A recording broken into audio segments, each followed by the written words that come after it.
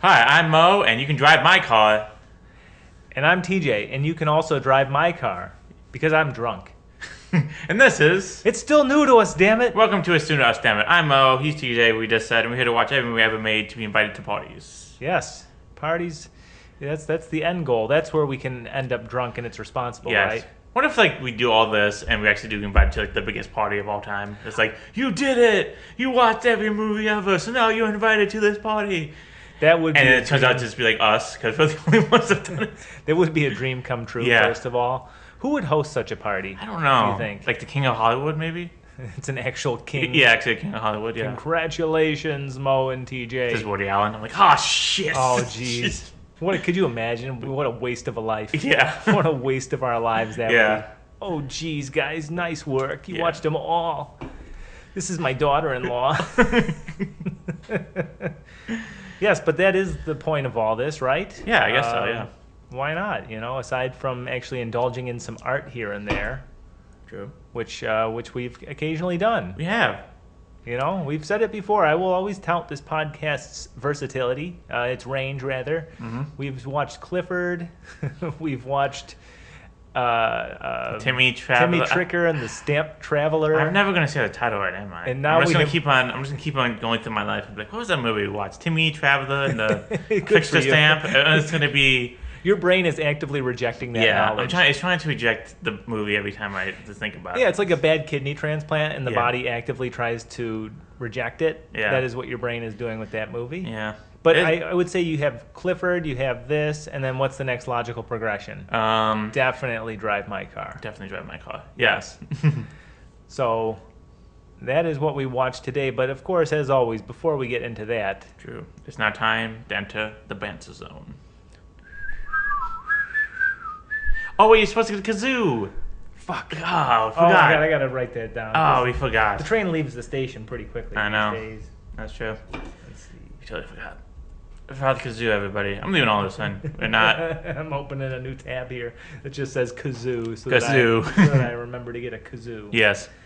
Anyway, let's enter the banter zone. TJ, let's start with you. TJ, have you, I don't know, watched anything interesting or read anything? Well, we actually, in my contract for this show, it says Yes. that I only have to get together with you to record, right? And it's Yeah. like only like an hour and a half sessions each, twice a month maximum. Yeah, something like that. But I happily dropped that clause. One time we hung out on Halloween, it was, Yeah. and we watched Weapons. Neither of us had seen that. Yes. And That was great. It was fantastic, as I everybody has really, said. It's really good. loved Weapons. That was a It's movie. disturbing. It's Yeah. great. Amy It's- Madigan's back. I love it. It's disturbing and it's fun, and it's one of those like kinds of disturbing where if you go into it not knowing a thing, I think you'll be pleasantly surprised. Yeah. Just be along for the ride. It was a good time. It was a good time.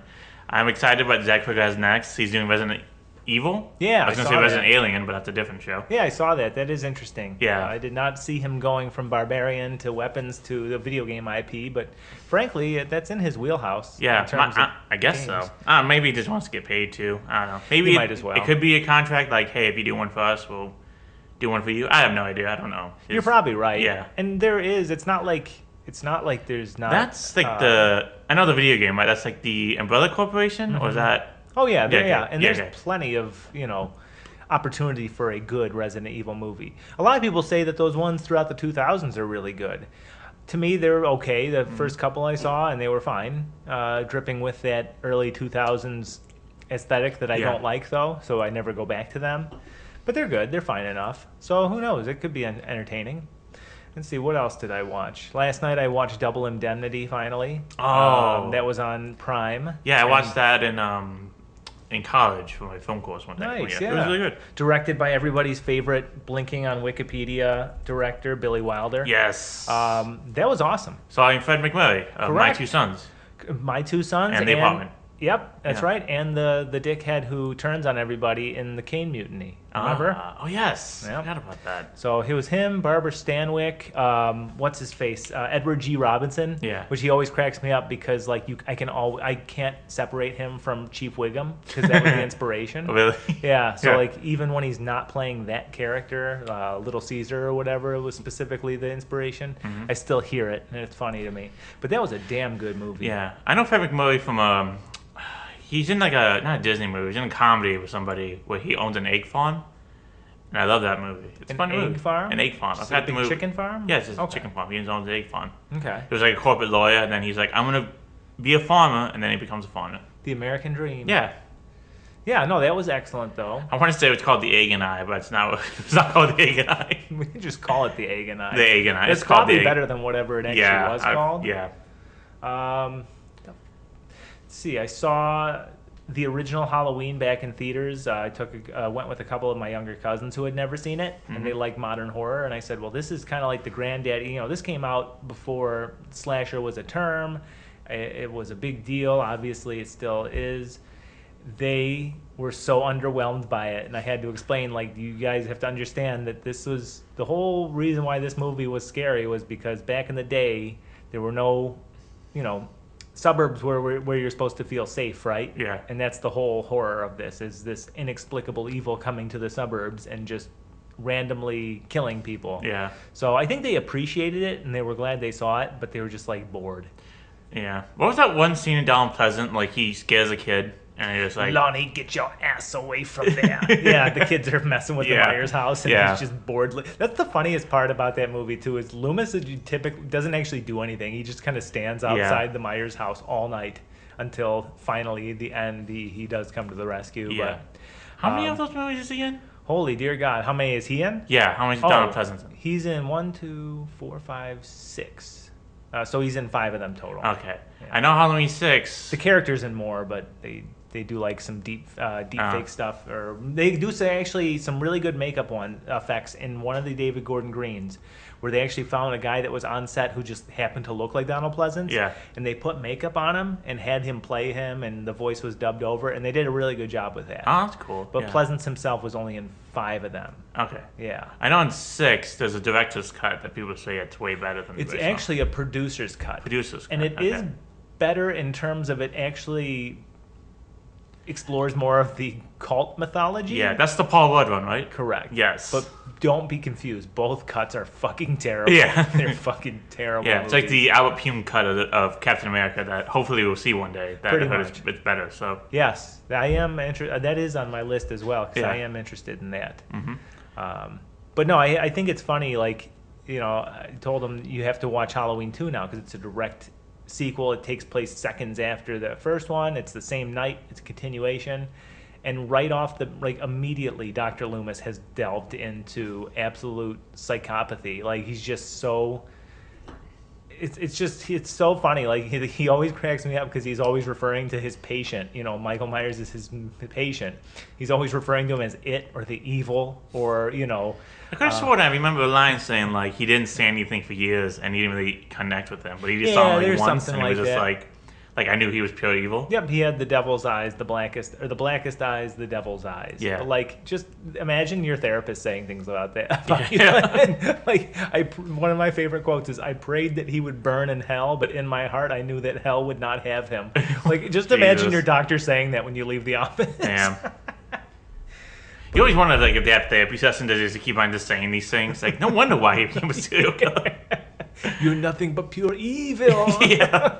You didn't try to help him at all when he killed his sister. You're just like, yeah, no, you're pure evil. Like, there's no helping you. Yeah, That's it. You fucking freak. And you just threw him in a room for like 16 years and he came out. Padded cell. Yeah. Let's see. Aside from that, though, I feel like I had to have watched. Oh, I watched Dario Argento's first movie. It was called The Bird with the Crystal Plumage. Oh, yes, I heard that. Yeah, that was also one. on Prime, and that was very enjoyable. I feel like Giallo, which I haven't seen too many Giallo movies, but I'm always intrigued and I do want to watch more because they have such a cool aesthetic to them. I already love 70s cinema. You add that Italian flavor with just like the Italian like city scenes and just the color palettes that those movies use, always interesting to the eye.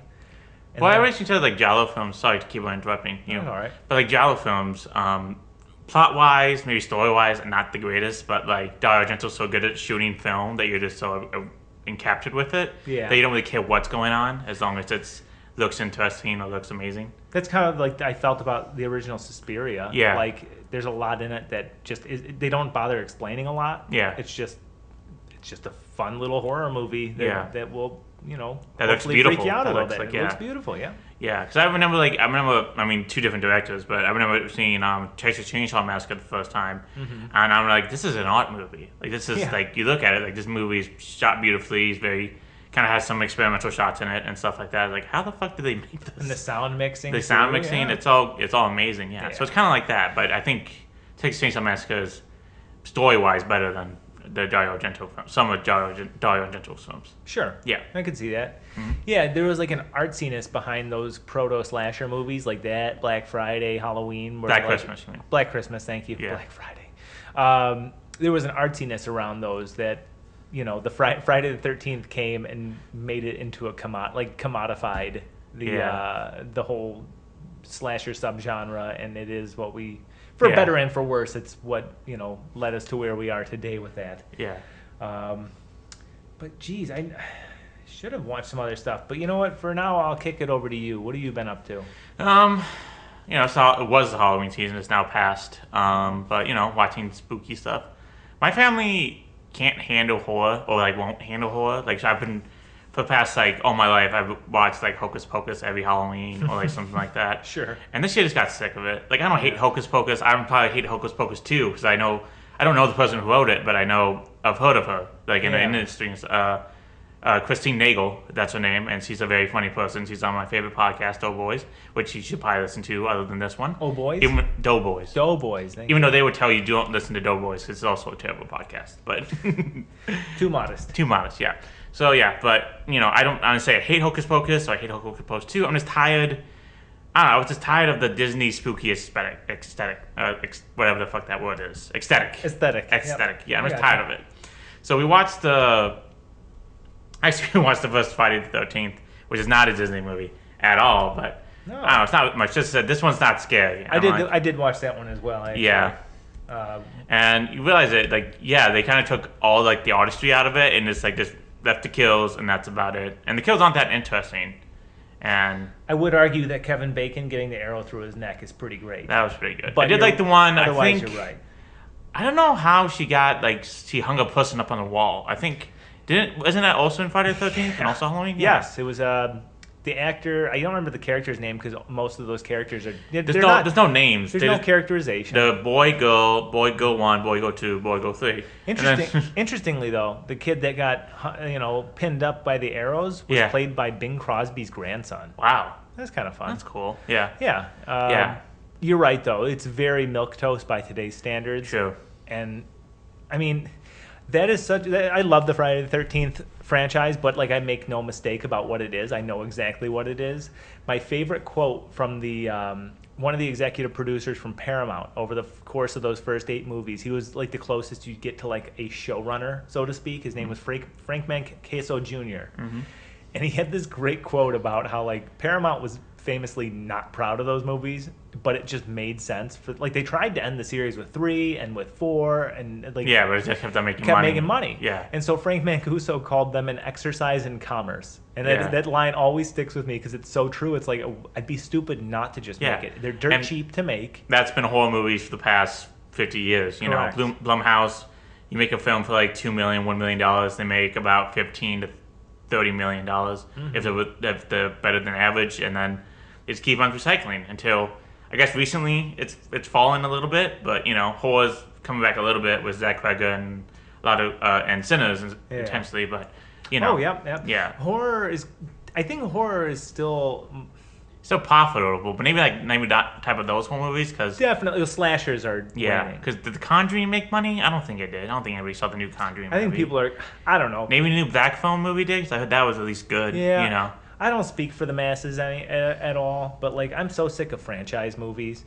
I actually heard the new Predator is good, but I have no interest. And I love Predator. I love the original Predator and Alien, but I don't care about this Alien TV show. I don't care about.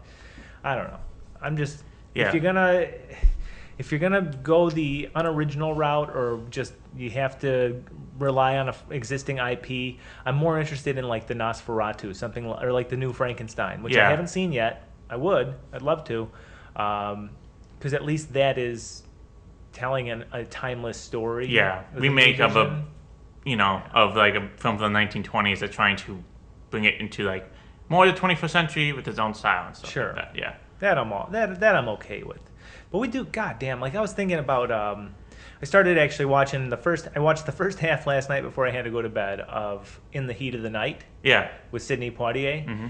And I'm just like sitting thinking like, and it might be based on a book, it probably is, but like, geez, when did we stop just adapting books? Like, can't we go back to books? Like, we'll get into it with this movie when we have time, but yeah. That's true, yeah. Well, let's see. I mean, there's so tons of adapted books. I mean, movies that are based off books, you know.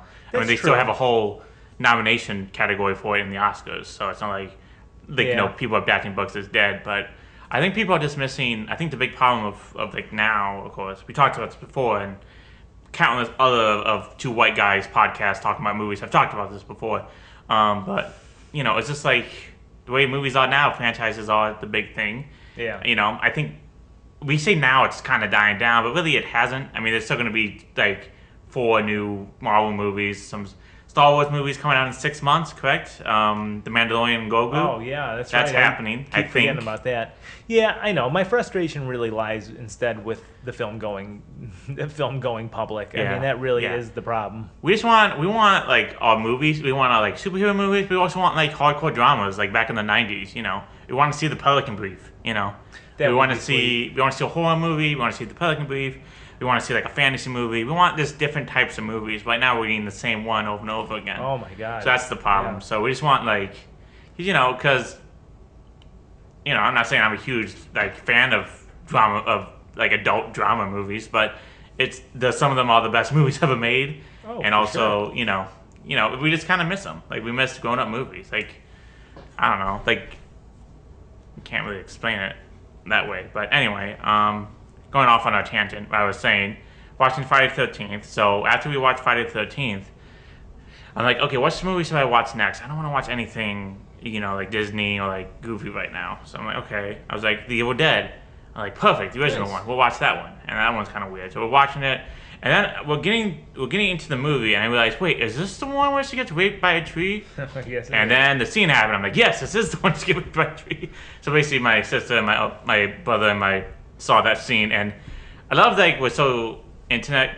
My brother was so into the internet where he said, "Did he rape her?" I'm like, "He didn't say rape. You can't say rape on YouTube." Which, yeah, I caught myself saying PDF file. Yeah, not too long ago. Yeah, and talking with about Deshaun Watson with my brother. Yeah.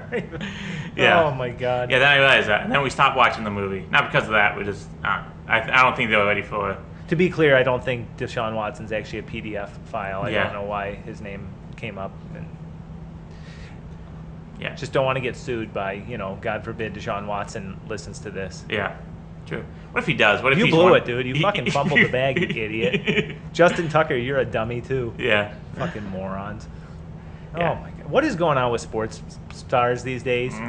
You just mentioned before we started recording there were 2 pitchers on the Cleveland Guardians that are allegedly getting hit with charges for gambling, or there's some kind of talk about that. Yeah, they cheated on games or something, or they made sure like the pitch count was, I don't know, something like that. But they'll probably be banned for life. Like their careers are over. Like, you know. Stupid. Yeah, that's what happens. Stupid. Like, it happens to the Black Sox in the 1919 World Series. Like if you cheat. Yeah. In any way gambling, you'll be banned from any sport. So it's just going to happen. And rightfully so when you have so many people, you know, working class, middle class, gambling their, you know, whether responsible or not, gambling their money on your games. Oh, yeah. Ban the shit out of them. I'm fine with it. Yeah, they're going to be banned. Yeah. But anyway, besides that, let's see, what else? I watched The Midnight Hour, 1986 NBC TV movie, which features one song from the Smiths. I told you about this. It's features How Soon Is Now twice, which is like one of the Smiths are not used for a lot of media, surprisingly, maybe because Morrissey doesn't want to give it away rights or something like that. But for somehow this 1986 NBC TV movie got the rights, or somehow either just decided, fuck it, we'll just play the Smiths. And they just put the Smiths in the movie. And there's one section of the movie where I don't know who played it, maybe it was a rising pop star or something, but there's a whole dance sequence that's not about the Smiths at all. It's just them singing a pop song and then dancing like the vampires, and then the vampires too. Fantastic. It's fantastic. That is no small feat, because not even the fucking movie about the Smiths and Morrissey can use the Smiths songs. Yeah. Crazy. It is really weird. Like some movies, like The Wedding Singer put the Smiths in. Yeah. I can't really think of a lot of examples where Smith songs are used in a film. Charmed used a cover. They use a cover, yes. Yeah, I don't know. I don't know either how. I thought it was good. Then I listened to it recently. I'm like, this is terrible. It's really fucking bad. Yeah, this is terrible. That's really bad. Let's see what else I watched. I watched the night Halloween was saved, which is a 1979 TV special where Judd Hirsch plays Dracula and tries to save Halloween. Badass. That's awesome. Yeah. This is what I miss about like media. Shit. I love when they do shit, and I think now there's a difference between shit now and shit back then. Because I think there's still somewhat effort. You still have to do something. You still have to get a camera. You still have to get a guy who knows how to shoot and all that stuff. Got to get some guys who at least know how to write something. Yeah. Now 100%. I just feel like, I'm not saying like people who use computers are lazy or anything like that, but I feel like with digital technology now, there's less effort in the craft than there was before. Now I'm not saying people who do like CG movies are just lazy or anything like that. Because Spider-Man took a lot of effort. Like the animated Spider-Man took a lot of effort. Like there's a lot of effort that goes into using CG and computer work, of course. But I feel like you use like some of the craft, and I feel like with shit now, like literally movies are the complete garbage. That takes all the fun out of it. Because now you get like Velocipastor or something it's called. Velocipastor, yeah. That's it. I'm just like, okay, that's a fun premise, but I've never seen it. My guess they use like a CGI like raptor or something, not like an actual puppet. Yeah, I'm sure. So I was just like, like Tammy and the T-Rex. If that was made today, they would use once again crappy CGI. You know what I think it was? Some guy actually had a giant dinosaur and was like, we're gonna make a movie. You just. You know what I think it is largely is like now it almost feels like it's so much more accessible. So like anybody with enough free time and patience can make something regardless of their aptitude. Whereas with like Teddy and the T-Rex or whatever, like that had checks and balances. That had a fucking committee of like executives that had to greenlight that, I guess so, yeah. Right? Like you would assume. I don't know. I think that's what the makes whole reason got the movie made. The guy who I have to produce or something, or like a guy just said, hey, I have a giant T-Rex statue. Let's just make a movie. And then he got in touch with people, and they made a movie. But, at least some people know about the industry. They know how to use cameras, and they know, they somewhat semblance of a movie.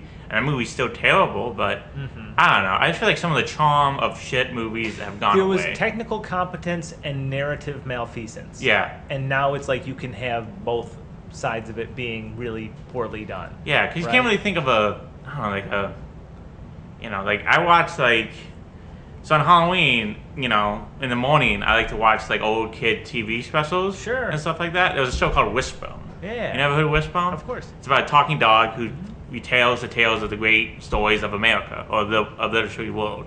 And the show's terrible. I mean the talking dog's not that great. The actors are terrible. They're all wooden. I don't even know what the main human character name is, but always the dramas. It was the worst bully of all time. I swear to God. There's this one bully who was just like, he talked to a girl, it's like, watch me win this gift certificate. I'm like, really? You're gonna press winning the gift certificate? But it was still bad, but I still enjoyed it because it's that bad. I feel like I've watched any other bad movie like that today that's made like last year. I'm not gonna get the same kind of enjoyment out of it. I don't know why. It could be partially nostalgia, but it also could partially be just like incredulity over how adults wrote for like children's programming. Yeah. Because like they just didn't. They were like, they're fucking kids. They don't know. And like, I feel like children's didn't start having a subculture like they do now until the internet, in a way. Because all you had before that was the ability to go outside and kind of just have your small pockets of friends. Whereas now, like, I feel like there is more of an ingrained subculture or just culture among children themselves, being able to play video games from all around the world together and just connect that way. So who knows? I'm with you. Like, I still very much enjoy media from my childhood and before. Yeah. I think newer media is less appealing to me personally. And I do love like cartoons from like our childhood or TV shows from our childhood. Man, they did not know how to write for kids. Not even like the stuff I watched. Like, you don't get the NBC TV movie of the week or like ABC or like Disney's It's a Wonderful World. You don't get those ones that are like technically like PSAs, but like they make them like full length movies. Like your kid's a punk. Special. Like Watch Out or something like that. You know, like I remember I watched one from 1988. It had Kelsey Grammer in it. It's about these kids just going to prom, and it had like Christina Applegate, Alyssa Milano, who's that guy from Friends, Chandler? Matthew Perry. It had Matthew Perry in it. It's like had all these stars, how Kelsey Grammer. And I was like, they don't make movies like this anymore. Just make a shitty TV movie. Make a shitty. Yeah, what did these stars stop getting DUIs? Yeah. And have to do community service? Yeah, exactly. What's going on, man? This is bullshit. Like, there's still Lifetime movies, but even those have become boring in its own sense of way. They don't even become that dramatic anymore. Like that. I mean, they're still crazy, but like, I don't know. I think I would watch a Lifetime movie from like 1992 because that's even more dramatic and crazy than the ones now. I could be wrong. I haven't seen a Lifetime movie recently, so but sure. No, you're right. The after school special is a lost art, unfortunately. Yeah. Well, yeah. What are you gonna do? Yeah. So let's see. Did I watch anything else? Let's see. I watched Weapons with You. That was really fun. Not much. I haven't been watching a lot, so I think that's mostly it. I don't know. I can't really think. Yeah. I guess it's the end of the Banter Zone. You are now leaving the Banter Zone. We will have kazoos next time. Yeah. We promised you that last time we have kazoos, but this time for sure we'll have kazoos. Much to the chagrin of everyone else around us. Yes. We'll have kazoos. We'll have kazoos. Anyway, TJ, that's our Banter Zone, but now we must get into the movie zone. TJ, what movie did you watch this week? We watched Drive My Car from 2021, correct? Yeah, released in 2021, directed by Yusuke Hamaguchi. Sorry if I pronounced that incorrectly. He did Evil Does Not Exist and Happy Hour, written by Yusuke Hamaguchi and Takamasa Oi. Starring Hidetoshi Nishijima, Toko Murori, Rika Kirosama, Park Urim, and Masaki Okada. Okay. Very good. Yes, butchered all those names, but I tried my best. That's okay. All that matters. So I guess we'll get started on why we chose this movie. I'm gonna call it pretty soon. I'm just gonna keep on buying more Criterion DVDs, and we're gonna have certain times where the season's just gonna be have to watch the Criterion DVD I bought like 6 months ago, and this is one of them. This is one of the first ones I think I ever bought. I think it was when Drive My Car came out. It was like right after it got nominated. Because Parasite got nominated and won, and so they decided to nominate another foreign movie, I guess, because I guess that was the trend, and people thought, oh, now foreign movies are going to be nominated every year, and I don't remember that happening more recently, so I don't know if it's over or not, but hopefully it's not, because this movie, we'll get into it, but I liked it a lot. Or they're maybe just including it more so in the Best Picture category? Yeah, it was nominated for Best Picture. Oh, okay, I thought you said Best Foreign. Okay, yeah. I'm saying, like, more foreign films are being nominated for the Best Picture itself, which I don't think that's actually anywhere. I could be wrong about that, but yeah. But anyway, I don't know. I was just going through films, like what film should I watch? And I was like, oh, Drive My Car. People love that, so I got Drive My Car, and it sat in my room for about 4 years, and then this came along. I was like, we're finally gonna watch it, and that's why we chose this movie. Yeah. But TJ, what is this movie that I bought 4 years ago and hadn't watched till now? Drive My Car follows renowned stage actor and director Yusuke Kufuku and his wife Oto, a screenwriter, who share an intimate marriage built on a unique system. Oto tells Yusuke stories she conceives during sex, which he then helps translate into scripts. One afternoon, Yusuke returns home and finds Oto having sex with Koji Takatsuki, a young, handsome television actor. Instead of confronting them, however, he silently leaves and keeps their secret.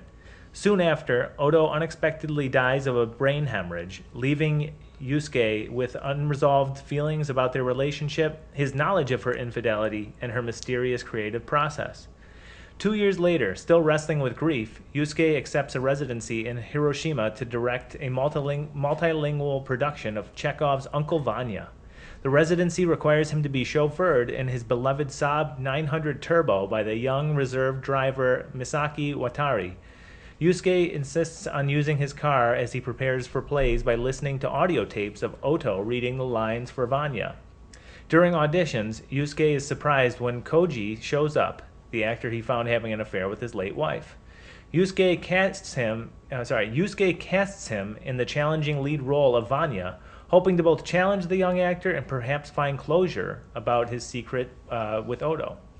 As rehearsals continue, Misaki and Yusuke develop a tacit yet meaningful connection through their shared quiet grief and daily rides. Misaki confides that she learned to drive at a very early age, acting as chauffeur for her physically abusive mother, who was later killed in a landslide from which Misaki consciously decided not to rescue her. This disaster ultimately left Misaki with a pronounced facial scar which she refuses to have treated. Later, when Uncle Vanya production faces turmoil, when Koji is arrested following an incident where he assaulted a man taking his photo, which resulted in the man's death. With the lead actor gone, Yusuke is forced to choose between abandoning the critically anticipated production or stepping into the role of Vanya himself. Before making this final decision, Misaki insists on driving Yusuke to her remote hometown of Hokkaido, specifically the site where her mother died. Their shared, emotionally raw journey allows Yusuke and Misaki to openly talk about their burdens that they carry. Upon returning, Yusuke, having processed his grief and accepted his fate, takes the stage as Vanya. He delivers an acclaimed, highly personal performance that reflects his own heartbreak and eventual path toward peace. Sometime later, Misaki is seen buying groceries. She carries her bags to the Saab 900 Turbo, where she removes the surgical mask she'd been wearing inside the store to reveal that her scar is now barely visible. In the end, no hilarity ensues, I would say. Yeah. There were a couple mild comic relief bits, but aside from that, I'd say no hilarity. I think so. I don't remember any of them. I think I laughed once because something shocking happened, maybe, or... Sure. I don't know, but yeah, there's like none hilarity at all. Did I miss any major No, I think you got it all. Yeah, I did forget. I didn't realize that you don't really see the scar anymore after she removes the face mask. Yep. I did not realize that. She's healing. She's allowing herself to healing. heal finally. Yeah. Yes. So anyway, okay, so drive my car. This is our first time dealing with this director, Yusuke Hamaguchi. He's released many major acclaimed films after this and before this. Like his most recent one, Evil Does Not Exist, heard was also excellent. Like gained all the awards on the festival circuit and stuff like that, and praise. I haven't seen that one, but all right. So TJ, like, where should we start with this movie? Should we just go through this movie beat by beat? Because it's kind of just like the runtime. I don't know, or we can go by beat. I So guess there's kind of 3 acts here, right? Yeah. Obviously, I think that's pretty common, but there's the opening, which lasts for 40 minutes, by the way. Yeah. Did you notice that credits came in 40 minutes into Yes, I did. Yes, I was just like, okay. That was really funny. Yeah. I think I did laugh at that, actually. It's a great thing that I wish more people do. Just like, we got to wait 30 minutes until we see the opening credits. I'm like, yeah. Why not? And also another movie, like last week, or not last week, the last episode, very little music in the whole movie. Yeah, true. I was weird, because there was a soundtrack to this movie. I was like, there's a soundtrack? And it's 12 tracks. I'm like, I think I remember like 3 music moments. That's it. One when they were practicing in the forest. One when the opening credits were happening, and another one I think when they go on a drive or something, like to the Hokkaido. Yeah. Yeah, it's a pretty quiet movie. Yeah, those are the only 3 I remember. So I'm like, how are there 12 tracks? I'm like, yeah, that does surprise me too, because I thought it was a fairly quiet movie all told. Yeah. This movie is a very somber movie. It's very. I think the whole sense of the movie is supposed to be just like, not oppression, but just like, because there's no color in this whole movie. Everybody's dressed in like blacks and grays and beiges and stuff like that. Even the whole movie is lit like that. No, there's no like really sunshine or like. I'm not saying like like everything needs to be like neon orange or anything like that. But there's no blue, there's no green, there's no purples, there's no nothing, there's no colors. There's nothingness. I think that's what we're supposed to get for this whole movie, because that's how the character feels. Yeah. I will say the color palette is probably my favorite part of this movie. Yeah. It looks beautiful. We have talked on this podcast before about, I don't care how long your movie is, if it's 4 or 5 hours, as long as you justify that runtime. I personally did not think this movie justified its runtime. Really? I thought you could have cut easily an hour out of this movie. It dragged. And I know that that's the point, I guess. But it just makes you live with these characters and their grief and their quiet moments and their play rehearsing scenes. and I didn't think that it earned the runtime, to be completely honest with you. Like, what would you cut out? Would you cut out like the dinner scene with him? No, I like that scene with when with the translator. I like that. I would keep that. I would cut out all like the scenes of them practicing their lines. I would have cut out probably most of the scenes with his wife in the beginning, to be honest with you. A lot of the scenes driving just in silence. I don't know. Well, I think like the reason that was done is to get you into this mindset of what this man is. He's very, what's the word I'm looking for? Not contempt, but like very, I want to say like, I'm thinking oppressed, but he's not oppressed. He's more this static. He's stoic. He's very stoic. He's not really showing his full emotions of what he feels. I mean, he knew for years that his wife was cheating on him with multiple cast characters. I mean, when we first start the movie, we see them and everything. We see like, oh, they're a perfectly happy couple and stuff like that. Mm-hmm. But we know like there's something going on because once we find out that she's cheating on him, he walks in on her and doesn't really do anything. Just goes to a hotel and just... He plays like he got to his destination safely. Yeah, and just probably sat there for a week and just like...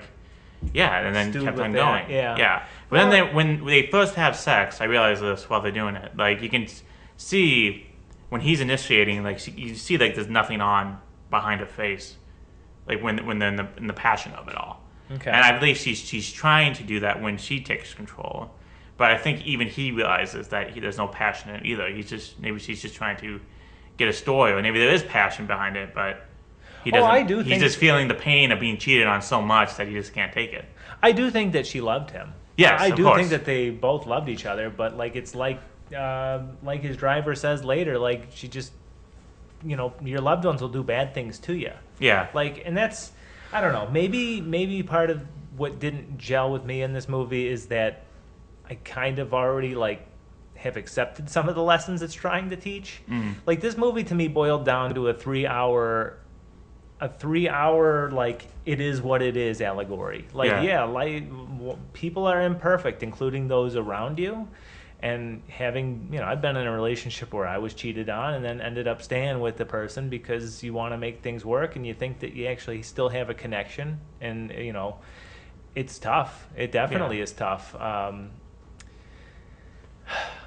But again, I don't know. There are profound messages in this movie, but I guess I just always accepted them as a given. Yeah. I don't know. I didn't connect with this movie too much because I just felt really bored watching it. And I don't normally say that because I don't mind longer movies. I don't mind dramas that have plenty of time to breathe.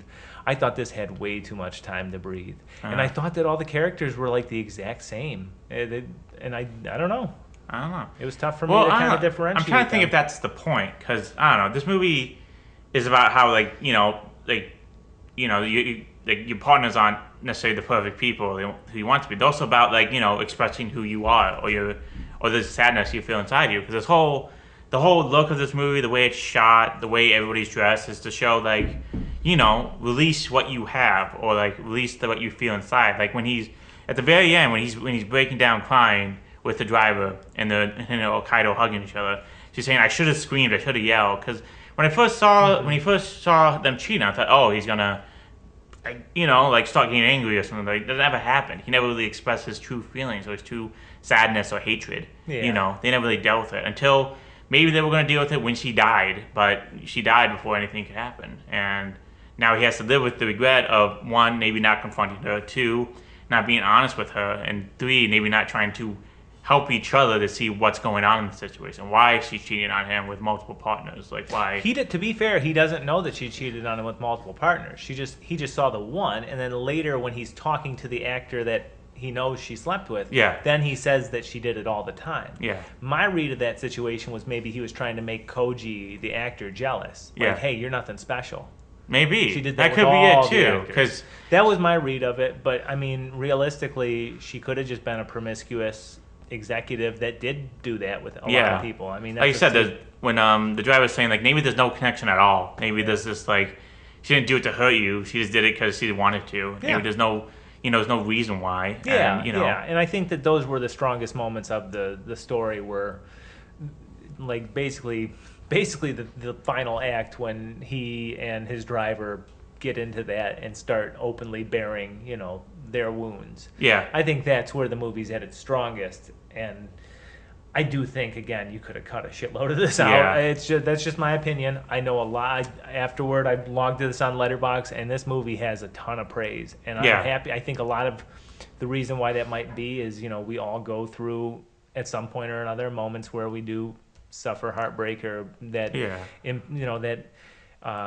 just disappointment in seeing the imperfections of those around us, or just how they might hurt us despite not them wanting to. And you know what? I'll never bash anybody's opinion of this. I'll just say that I kind of took most of what is delivered in that final Uncle Vanya monologue. I kind of just already had accepted that as like a mindset of my own. Yeah. Not to sound like a pretentious asshole, because I know I do.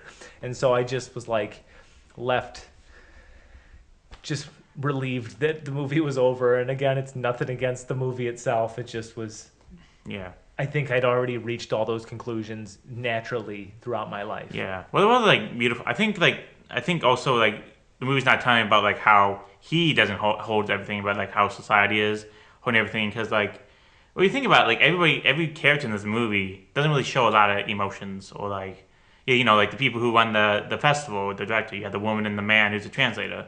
The woman's just very stoic, doesn't really show a lot of emotions. Neither does the man, sort of, until we get to know them a little bit better at the dinner scene. But there are beautiful moments, like when they hold the two cigarettes in the car together, because they care so much about the car, so they make sure that no asses get in. That car is great. That car is great. That is a really nice car. And also, as a former longtime smoker, I must say that does not work. The hot part of the cigarette will fly off. But it's a cool visual. Yeah, it's a cool visual. So that was nice.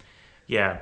So they're doing Uncle Vanya, Chekhov, which I've never read before or anything like that. So I was wondering, like, what does Uncle Vanya have to do with this movie? Is this like kind of like a retelling of Uncle Vanya in like a modern sense or anything like that? So let's go through what Uncle Vanya is, if people don't know. So it's written by Anton Chekhov, the famous Russian playwright, in the early 1900s. The premise of this play is the play portrays the visit of an elderly professor and his glamorous, much younger second wife, Yelena, to the rural estate of the professor's late first wife, and that now supports their urban lifestyle. Two friends, Vanya, brother of the professor's late first wife, who managed the estate, and Ostrov, the local doctor, both fall under Yelma's spell while bemoaning the uni of the professor's existence. Sonia, the professor's daughter, by his first wife, who has worked with Vanya to keep the estate going, suffers from her unequated feelings for Ostrov. Matters are brought to the crisis when the professor announces his intentions to sell the estate. Vanya and Sonia's home with view to investing the proceeds, achieving a higher income for himself and his wife. So that has nothing to do with like the plot itself of the movie, but I think it deals with the emotional plot of this movie a lot more, because it talks about how, I think like the play is showing what he wants to say to his wife. He wants to say all these mean things, all these like things that he just wants to get off his chest, but he can't do that. But once again, Chekhov can, and he does that for him. So that's why it's hard for him to do the play, because he wants to say these things. And when he first does it, he just goes off stage, and I'm not sure if that was planned or not. I'm not sure that's actually planned in the play of Uncle Vanya itself. Yeah. But he goes off, he starts crying, and you see this emotion behind him, because he's releasing the emotion he wants to have, but realize that he just can't do it, so he just holds it back in after the performance is done. Mm-hmm. Yeah. Yeah, that's a good read of it. Yeah. I mean, I thought that the first time after Odo's death, I think that was him abandoning the show. Like, I don't think that was meant to happen. I think it was him having a breakdown mid-show. And then at the end of the movie, when he performs the character, wasn't that the same play? Or yeah, that was Uncle Vanya, yeah. At the end of the show, that was his big, he's already had his relieving of his thoughts with his driver, that big scene, and he's able to do the performance. Yeah. It is worth noting, like, for what it's worth, I'm guessing that in Japan, there's probably less open dialogue among people like that. I'm guessing. Maybe more repression of feelings. I believe so. I believe it's kind of like a British society where they, just hold down their feelings a lot. I mean, that would be my guess. We're very, very open about our feelings in America. Yeah. You know what I mean? A lot of people are anyway. Wear them on their sleeves. So it was a little maybe that's why I'm kind of like waiting the whole movie for this emotional release, and Yeah. it's like, man, for me, I'll tell you on a fucking podcast that I got cheated on. You know what I mean? Yeah. Like it doesn't bother me. So that probably does play a role into it, cultural differences. Yeah. But I do like the narrative bookending of the Uncle Vanya play. Yeah. Right. I mean, that's a perfect way of doing it. I didn't even look into, shame on me, I didn't look into that play to see what it was about. I just kind of used it as a narrative device here. Yeah, because like when the scene happens, I think, we get the release of like him saying like, you did all these things, I'm pissed off and everything, of course, spoken as Chekhov. But then like at the very end of the scene where it's hit the wife of the translator and him, you get like the release, the tension, the calmness. It's just like, it's like, hey, you did all these things, but everything will be fine. Yeah. And I was going through the whole play. And then cuts to then scene where, like, we see color, The sun's out, COVID's happening because this was shot during COVID. So that sucks. I figured with the masks. Yeah, but, but she has a dog now and she has the car. So my guess that he gave up the car because maybe the car was just something, I don't know, like, what do you think about the car in general? What did it represent? Does it represent, like, him holding on to something to him to release all his tension or to deal with the pressure or his sadness? It's definitely him holding on to something. I mean, remember, he was very controlling of it. Yeah. And so it did take him a lot to give up control to his chauffeur of that car. I did find it weird they kept on talking about, like, how's her driving? They really talked about her driving a lot. Yeah. I guess she's a driver, but nobody talks about, like, that to a driver. Like, hey, where'd you learn driving? I'm like, I really like a school. Right. If you're a driver by trade, I assume you can drive all right. Yeah, I'm just like, I remember like asking driver, like, wait, how'd you learn how to drive? I'm like, I don't know. I don't know if I have a sad backstory that the mother who was probably a stripper who had a night job. You had to drive them when you were in junior high to go to the train station, I believe the driving age in Japan is 20 or something like that. You have to be 20 years old. I think something like that, yes. And she said she started at like 14 or Yeah, something? junior high. Yeah, yeah. Yeah, I mean, her backstory was good. And I liked them. Their dynamic was the straw that stirred the drink for me. I mean, actually, I'll say all the inner character dynamics were interesting. Yeah. I just all thought that they spoke with the exact same voice. Like, it was... obviously, movies are written by one or two people, right? But within those movies, typically you hear characters speaking differently, be it, they just speak differently. And in this one, everyone kind of bloviated. I don't want to like compare it to like Kevin Smith dialogue, but like everyone in a Kevin Smith movie talks the same. And it talks like Kevin Smith. Correct. Yeah. So that just kind of takes me out of it sometimes. But I did like, like on paper, the relationship with him and his driver.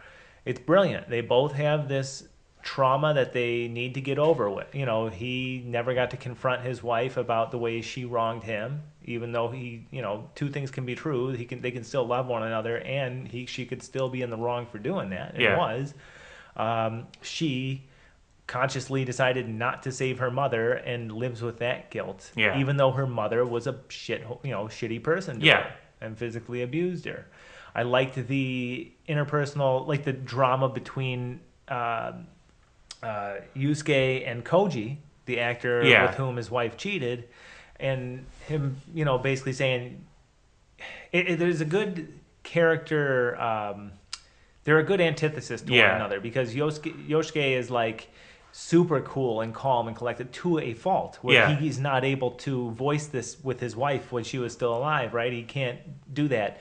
Whereas Koji is the opposite. He's this hothead who ends up derailing his whole life. Yeah. Because he can't just let a guy take a fucking photo of him or whatever. Yeah. Well, he's tired of all the things that happened to him because he, like you said, like he's impulsive. So he just thinks like, like just sex is sex and whatever. And, that's what probably his wife thought, too. That's a possibility, that sex is a sex. Yeah. So he was just having sex with, like, mostly anybody. And he got in hot trouble because, as we found out in a news report, he had sex with a minor. And that derailed his career. And so he was surprised he got this shot because it's like, I was a freelance now. My agency dropped me and everything like that. And they were just like, they don't want anything to do with him. So he took a shot on him. And then, I think that shows, like, how bad it could have gotten. for Yusuke if he did let his emotions wild out. Like you don't like sure. You know what would happen. You know, he could have he could have lost everything. His wife could have divorced him. Mm-hmm. You know, he has to deal with like the death of his daughter. He probably didn't deal with that well either. So maybe that's why that's also another possibility why his wife started cheating on him, because they didn't really deal with it. They just kept on going. They love each other, and you know, when they have sex, he thinks of stories to tell the wife, and maybe that's her way of dealing with the grief of losing her child and stuff like that. Because when she died, she stopped acting, and so she had to find a way to get the outlet out, and it was stories. But he didn't really have anything. He can only tell stories of somebody else's pain and suffering, not his own. So, yeah, he couldn't find an outlet for that, and then she needed more, and she found out she can only do stories when they were having sex, and I guess she needed, I don't want to say more inspiration, but maybe she just, like maybe she just thought, like, if I just keep on having sex with people, I'll just keep on having these stories and not deal with the trauma of losing a child. That's a possibility. That is the hard part, is we'll never know, like he never will. Yeah. Just like Koji never will, because he clearly cared for it too. Yeah. Oh, no, on paper, I think all the characters are very interesting, and their relationships and interplay are very interesting as well. It's a deep movie in that regard, where all these people are imperfect, but in certain ways they seem ideal. This opening relationship seems so ideal at first. And then you realize, hell, some couples can make stuff like that work. Yeah. You look at today, like people today, they lead all these polyamorous and polyandrous relationships. And, hey, if that works for you and your partners, God bless. I mean, really, who the hell am I to tell you can't do it, right? So it's a great character study of all these four main individuals. I would say that, is that fair? There's four main characters that we actually go into depth with. Yeah. And they are all interesting. All the characters are interesting now that I think about it, because then you've also got his partner in the production who his wife auditioned. Translator, yes. She does sign language. They're a very likable couple too. Yeah. They're not nearly in the forefront like the other four. Maybe she's trying to show him like how emotions, like if you actually do express your emotions, how happy you could be. That's my guess. It's just like my guess the story was when he first saw it was like love at first sight. So he literally trained to speak a whole entire different language to make sure they can understand each other. Yeah. And I'm not sure what their relationship is, but it seems like a very healthy one. They love each other. But of course the main characters love each other also. But they don't have that trauma to deal with, but they do. Yeah. Yeah. Yeah.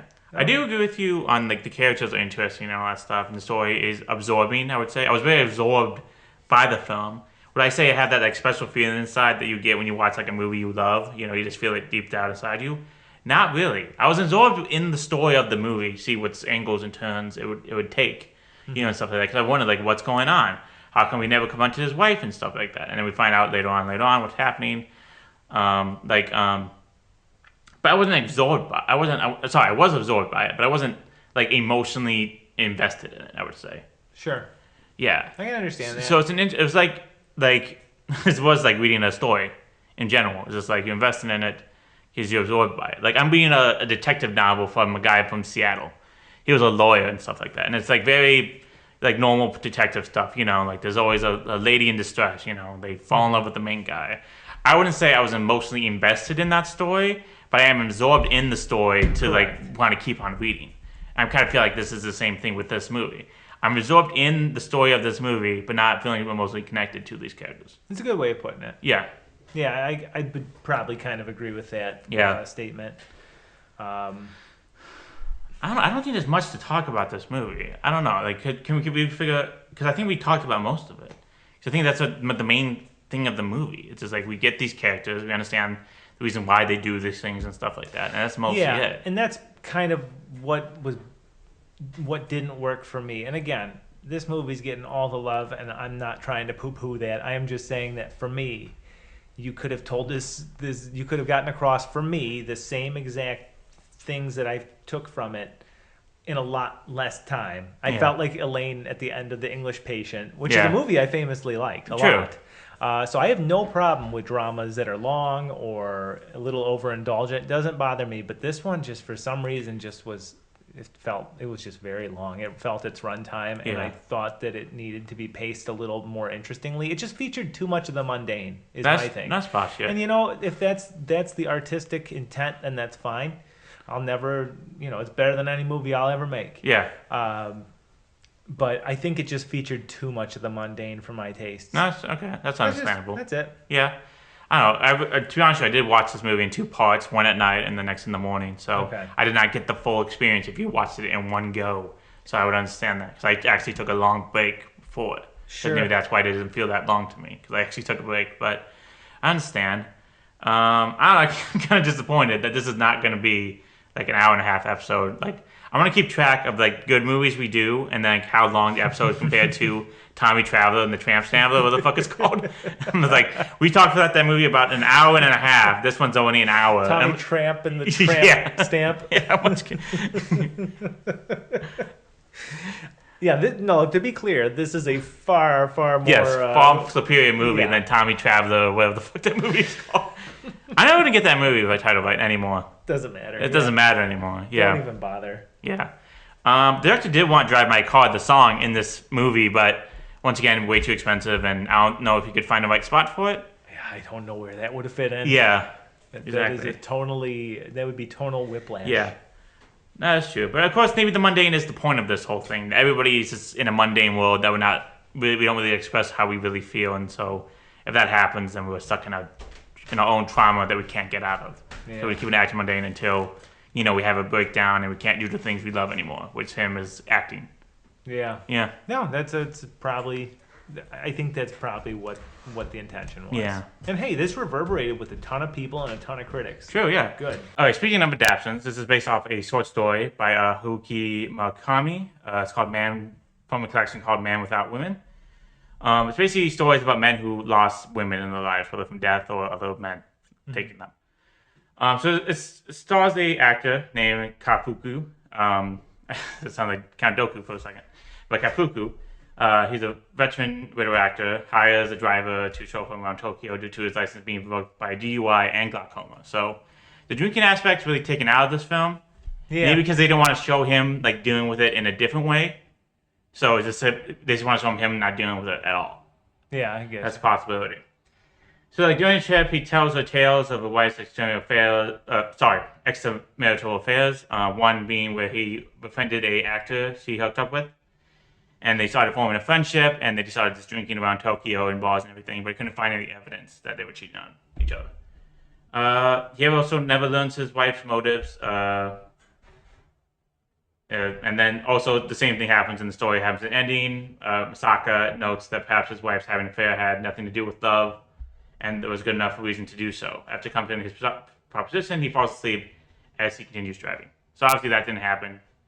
They added on the play and all that stuff. He does the play, and then the very ending is just her driving with the dog now.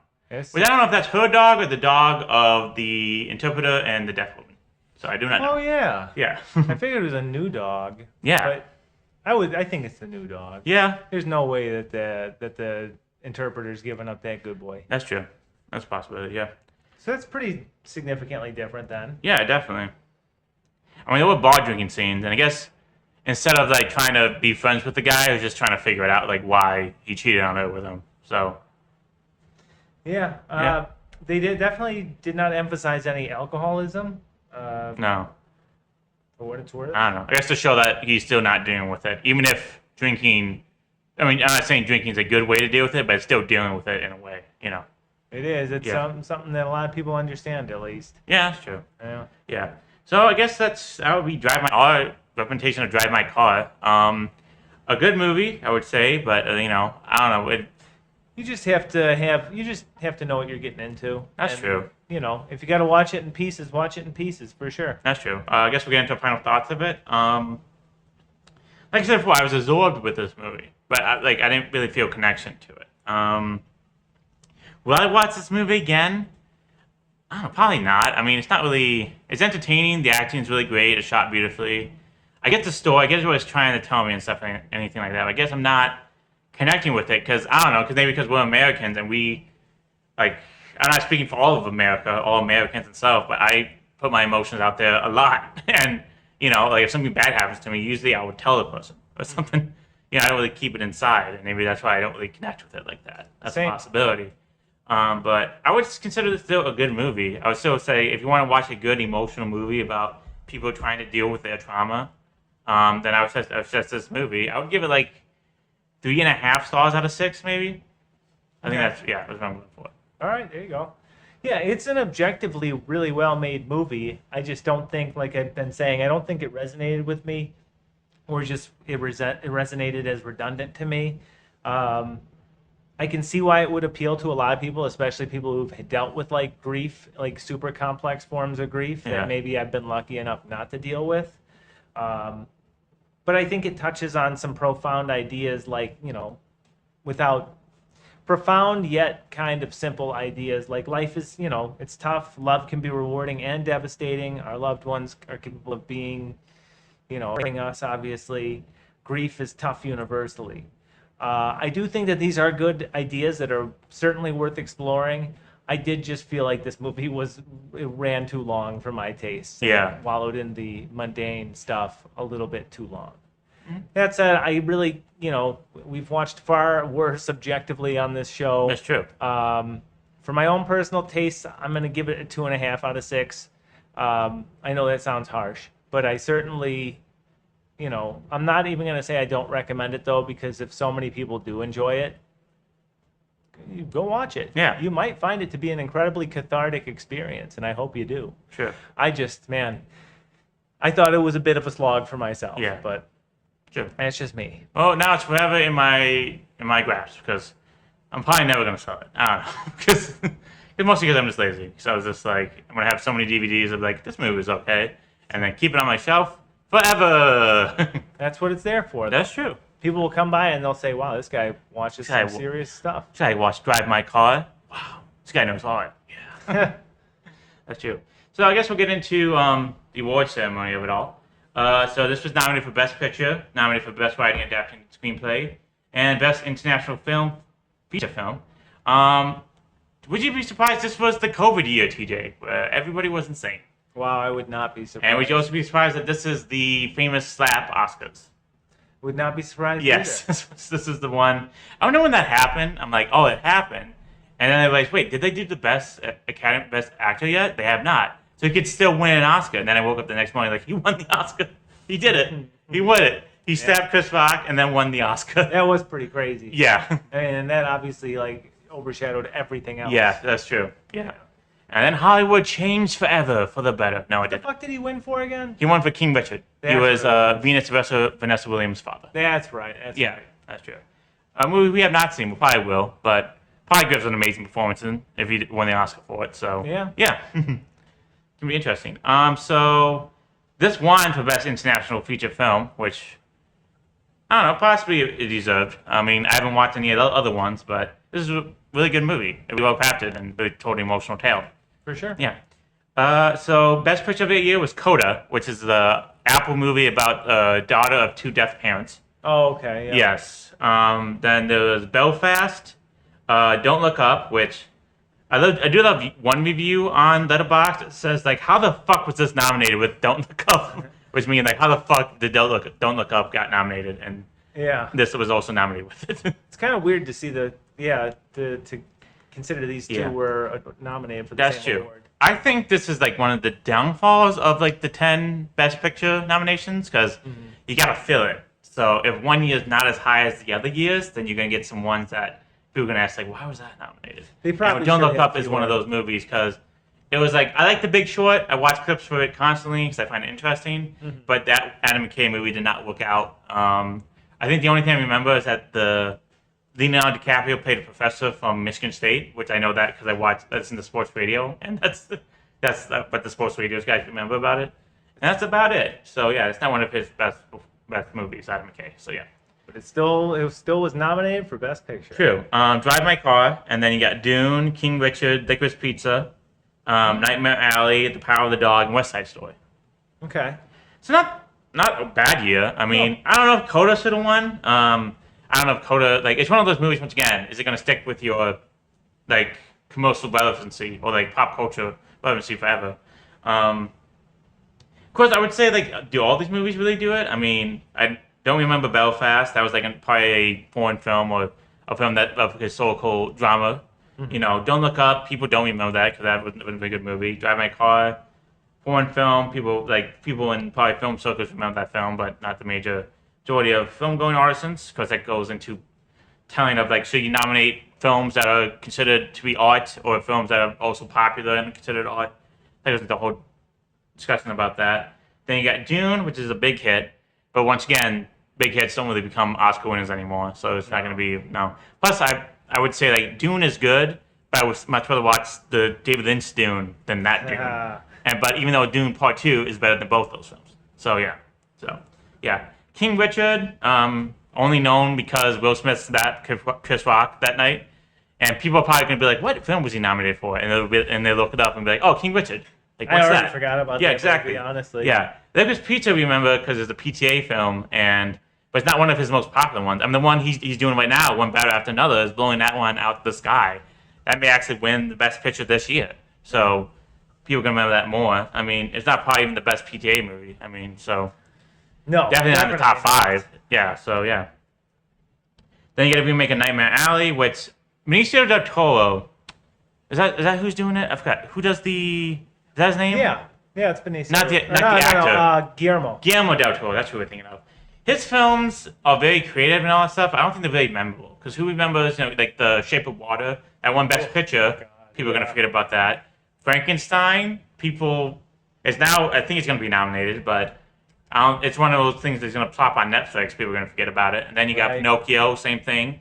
Probably a great animated film. I think won Best Animated Picture that year. I'm not sure, or was nominated at least. But people, once again, it's on Netflix. People are just gonna forget about it. So his films are like crafted well, imaginative, and fun, but they're not really sticking to the consciousness mind. I don't think. So that's maybe Pan of the Labyrinth, but even people forget about that film. Yeah. Yeah. Probably. Yeah. Then you got The Power of the Dog. That was Jane Campion, who's a maverick in indie cinema. I mean, she's been going since the 90s and early 80s and stuff like that. And, so she made like a bunch of great films in the 90s and stuff that we don't really know. But if you watch Blank Check, you probably would know. But we don't know. And then you get West Side Story, which is a remake of the American classic West Side Story by Steven Spielberg. But once again, I think people would watch the 1964 version because the newest one has a guy who's not a good guy. So that's right. Yeah. I forgot about that. That's true.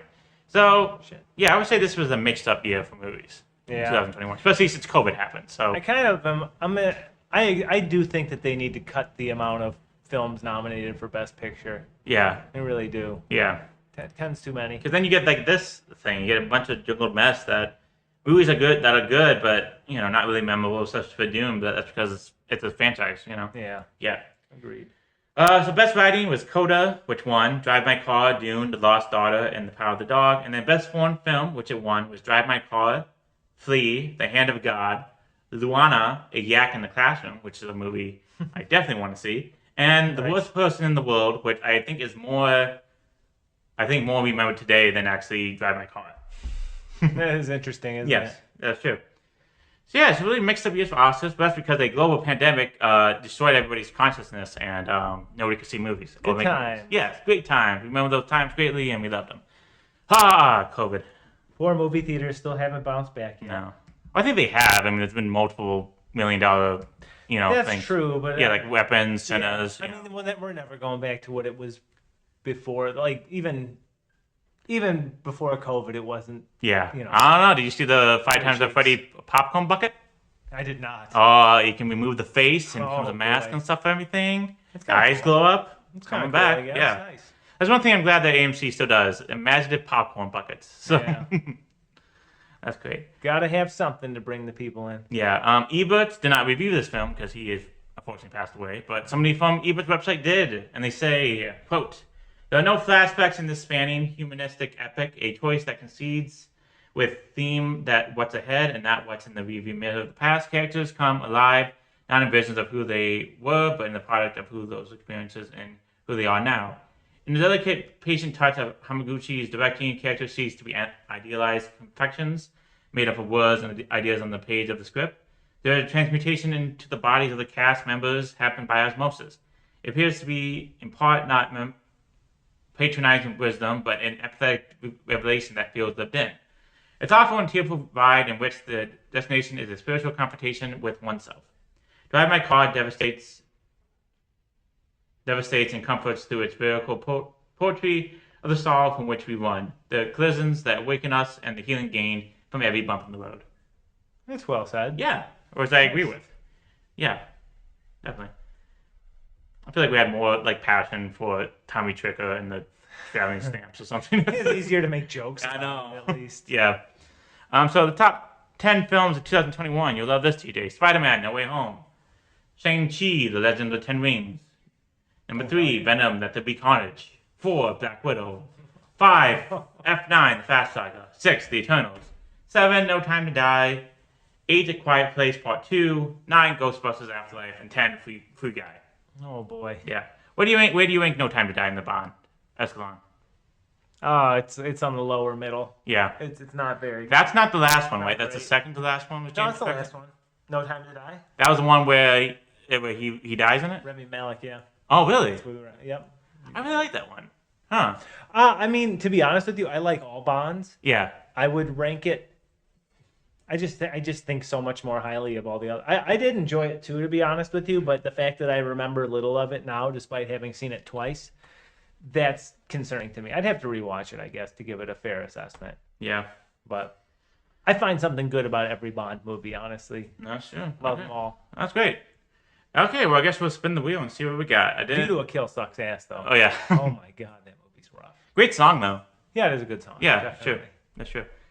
Okay, let's spin the wheel and make the deal. I did not put the names on these, so let's see what we get.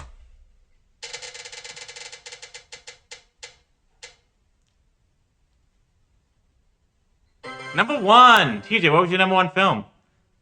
Hold, please. We're waiting. Keeping all this in. I know. So the longer you wait, the longer we have nothing. Oh, shit. Oh, shit. And everybody will be mad at you. And nobody will forgive you. And we'll lose viewership. Oh, hold on. Oh, I got it. oh. I got it right here. It is. Yeah. The Two Jakes. The Two Jakes. Oh, right. We're going to watch the sequel to Chinatown. Have you seen Chinatown? Yes, I've seen Okay, Chinatown. we have talked about it then. I'm excited. I mean, Yeah. I don't expect it to be any great shakes like Chinatown, but fuck it. I'm just excited. I just hope there's like the Spider-Man meme where there's 2 Jack Nicholsons and be like... That would be outstanding.